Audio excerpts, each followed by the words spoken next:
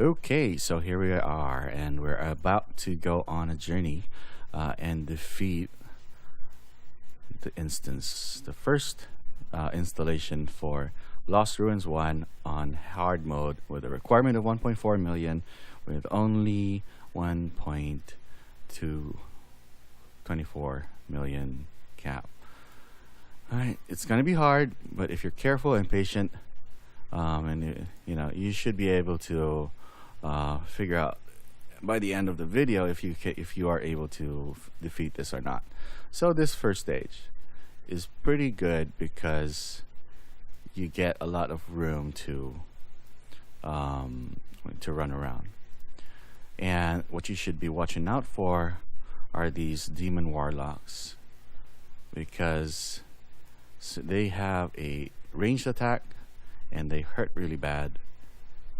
They can one hit you or even two hit you if there's like if you let them too close. So targeting is very important here. You have to switch your targets regularly, because for some reason once you hit another one of the mobs, that mob goes in the back and the mob behind him comes to the front. So if you still have the origin, the first mob selected, you're gonna get closer to the first mob, which is now in front, and then you're gonna get hit. You're gonna get hit bad. All right, a group of 4 guys here. This is where I had a little bit of problems trying to get around, but what I did was I waited for that guy, because Lord knows I don't want another mob to have to deal with another mob. So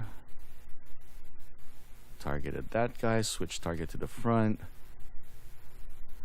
use this, and then take advantage of these little moments in time where the AI just gets confused on what to do.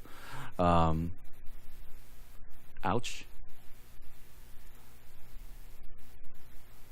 Yeah. So switch targets, go in, get out.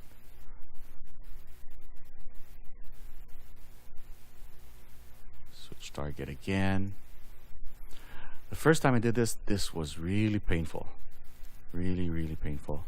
And tried my best not to get my cap upgraded yesterday after defeating them, but I think I had I was about maybe 8,000 cap lower, so it shouldn't be too much of a difference. That's from submitting, sending over some resources into the town after the Kingdom War. Because when Kingdom War is where you can get your flags, and so if you don't do Kingdom Wars, and it's just because you're either too lazy or just don't want to be bothered about it, you're losing out on you're losing out on resources to upgrade that building that needs the flags to develop. And you can't complain about the game being too free, too pay to play friendly, if you're not willing to put out the work for the free to play stuff, right? So that, you see that there, that was a mistake. That's something that you want to avoid doing. I had the mob behind it selected, and that brought me into the range of the one that was currently in front. So far so good, but don't think this is gonna be easy. The first time I did this successfully, I think I resurrected 3 times, because I knew for a fact that 1, I could survive, 2, I had made some mistakes in the final boss fight, and 3, both of those factored in together to a very high probability that I could actually get to kill the boss, and survive long enough to do so. So the boss is right over this bridge, and I think there's like 2 more groups to deal with.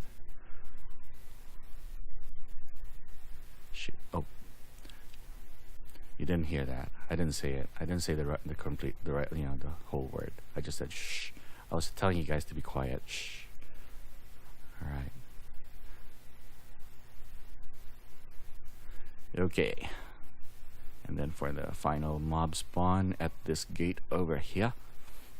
Now, something different about these bosses. For some reason, they don't seem to follow you anywhere anymore. So, that sucks. You can't use your hit and run method, the ones that I used in my previous videos.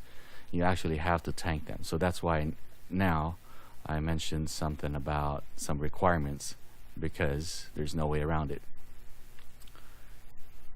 Unlike with the mobs, you can just pretty much hit them. Did one mob fall down? Oh gosh, that's gonna suck. That's gonna suck real bad. Did he fall down? If that mob fell down, there's no way for me to complete this stage. Please. Please open. Yes. Yuck. Alright, so 3 soul warriors here. Don't worry. you can pretty much, lure them out. Doesn't matter if you aggro Modesty. She's gonna hit you. Ouch. And she's gonna run back. See? So her aggro level is pretty, is tied to a range now. And you can't do anything about it. Except to tank it and risk, sacrifice some gems to actually get this unlocked. Right? Either that, or you could, you could pay for the level 670 gear in the store. Lord knows I don't wanna. I paid more for this game than for a console game, but I'm not regretting it. I'm not dissing the developers for doing that. It's a good game. It's a good game, especially with this content that you can play out. You can play, especially with what do you call this? Those region bosses that you can farm all day. You don't run out of things to do. There was one time I actually played this game from 9 in the morning to 9 in the evening. I didn't realize that. I'm trying to explore the game. I'd spent so much time. So, yeah. Unlike with other games, you've got, you've got this energy system. Sure, we have stamina, but in other games, there's like an energy system that when that depletes, you're out of things to do. That's it. You have to log out or buy some more. So this game doesn't do that.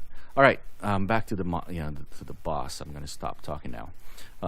Modesty. She has a ranged attack that is very painful. The purple orb that she fires, that's the one that can kill you. Her melee attacks are pretty weak. So unlike unlike the first bosses that I showed you in my earlier videos, this time we're gonna stay inside the range, and try not to die basically. So you have to watch out. Always keep a watchful eye on this and this and this. All right. I say this because you want to be using this when you need more time for your healing skills to cool down, right? Because this ultimate skill actually what do you call this, stuns mobs. So I'll open up with my ultimate skill because my HP is still full and I should be able to survive long enough. So right, so see how take advantage of that. That I don't know if that's a glitch. All right, so there's the first orb. So she's got just take care not to get hit by that, of course. Use your common sense. I don't have to tell you that.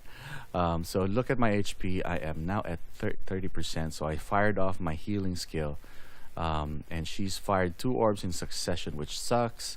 So I'm gonna go ahead and use my ultimate skill to stun her a little bit.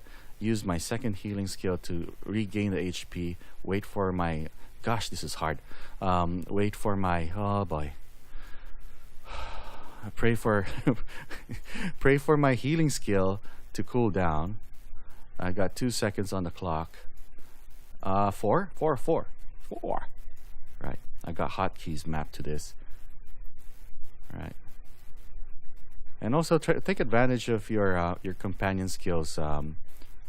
They may be, a little bit weaker, but any sort of DPS is welcome here. So boom. And sad.